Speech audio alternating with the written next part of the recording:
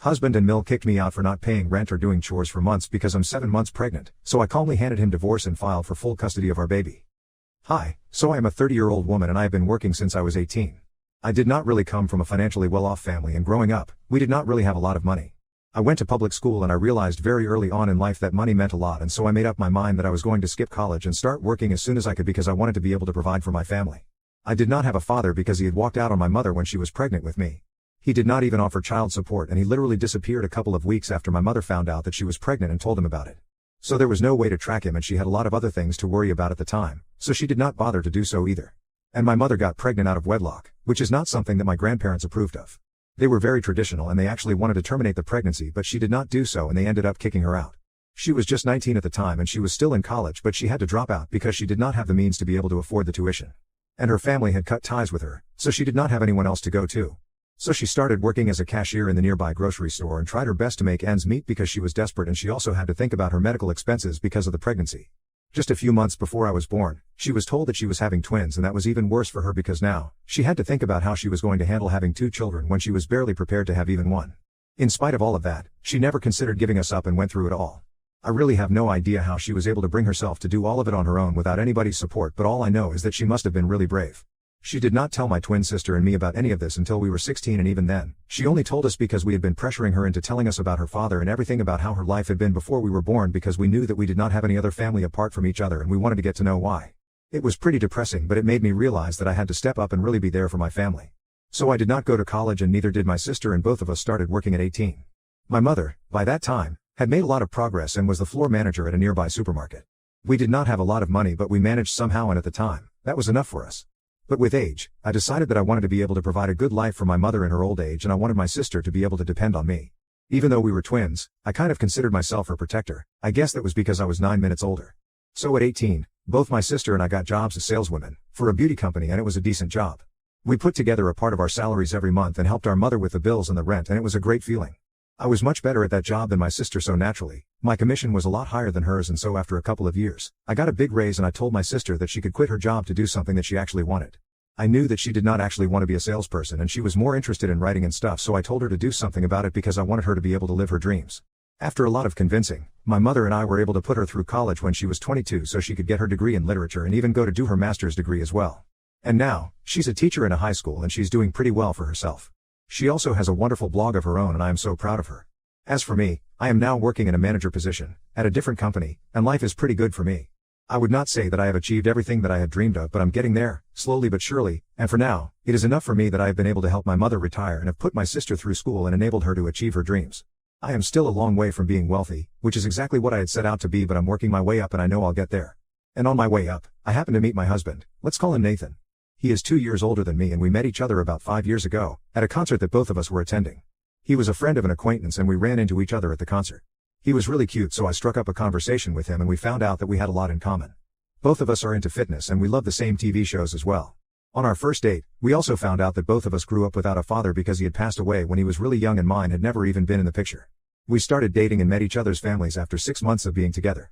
My mother and sister love him, but I don't think I can say the same for his mother. I don't know why, and I still have never been able to figure out why, but she just did not seem to like me. She was very cold to me the first time that we met, and that's the way it has been ever since. She has never made an effort to get to know me or be close to me, even though I have tried to get on her good side countless times. And there is only so much that I can do to win her over until I get tired and stop doing it. So I stopped trying after about a year of getting Nathan, when I finally realized that she was never going to like me and I was tired of putting in an effort to get her to like me all the time. If she didn't like me, I was fine with it because I was only trying to get on her good side for Nathan's sake, but I personally did not mind being disliked by people. So we were pretty cold to each other and I was fine with that. Nathan also addressed it and he told me that his mother just needed some time to warm up to people and she would come around eventually, so I took his word for it and did not sweat it.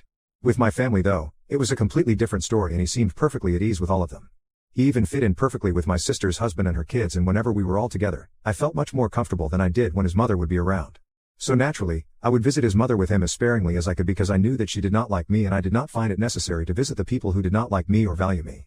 Nathan never said anything about it back then, so I don't know what changed recently. He knew that I preferred to stay away from his mother, and I'm sure that she would like it as well because she had made it very obvious to me that I was not welcome in her home. Anyway, that was how it all was back then, but there have been a lot of changes in the recent past and I'm not sure how to feel about any of it anymore. I'm just confused, I guess. About 7.5 months ago, I found out that I was pregnant and I was already a couple of weeks along when I realized it. I was very happy because I thought it was the perfect time to have a child because we had been married for almost a year at that time, and I was ready. But I guess Nathan was not, because when I told him, he told me that he did not think it was a good time to have a child because he was still in the middle of setting up his new business and he would be very busy for the next couple of months with his business, and we also had to think about the financial aspect and the implications of having a baby at this stage of our lives. He had quit his job about a year ago so that he could join one of his friends in the business that they were about to start together. He had already invested a lot of money and they were probably going to have to invest even more, so he was not exactly at his financial best, but I told him that I did not have any issue with it and I would try to step up and contribute more to the household until his business was able to bring in money. But he was still pretty skeptical about it and did not seem fully on board with the idea of bringing a baby into the world, and even tried to convince me to terminate the pregnancy at one point, but I was also very stubborn and I put my foot down and I told him that we could either have the start or I would walk out of this marriage because I had made up my mind. So he eventually had to apologize to me for even suggesting something like that and told me that he was just nervous, which is why he was acting out like this. I forgave him and we decided that we were going to try and get through this together. At the time, it seemed like a good idea because I had no idea what was about to come. I knew that he was not going to be able to contribute much financially, so I decided that I was going to work for as long as I was able to until I was told not to come into work. Usually, my company has a policy of not allowing women in their third trimester to come to work, especially when they have much higher workloads, like I do. But for me, my boss was willing to make an exception because he knew what I was going through, since my husband was not exactly bringing in the kind of money that we were used to. So he told me that he could allow me to work until the 7th month of my pregnancy, but after that, he could not permit it because it would go against company policy. And after that, I had to go on maternity leave, whether or not I wanted it, because he could not open the company up to lawsuits just because of me. And I thought that he was being more than fair, so I was grateful for it. So I told Nathan about it and he was content with it at the time. He also told me that he was going to move us into his mother's house so we could save a lot on rent and we would not have to worry about that.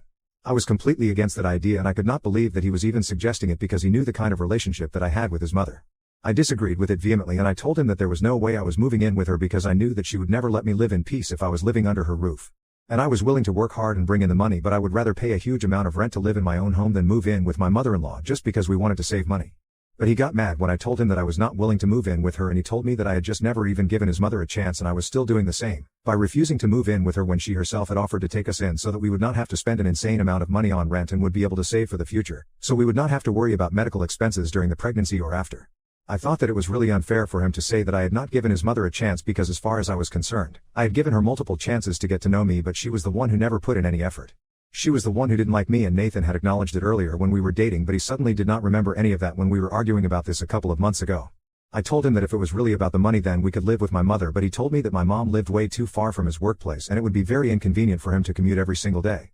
We discussed it for almost a week before I finally agreed to move in with his mother because I was sick of fighting, and he said that he had agreed to have a child with me, so now, I had to do something on his terms and I could not expect him to always do what I wanted him to do. And I was getting sick of arguing with him, so I decided to say yes at the time because I just could not take it anymore. In hindsight, I probably should have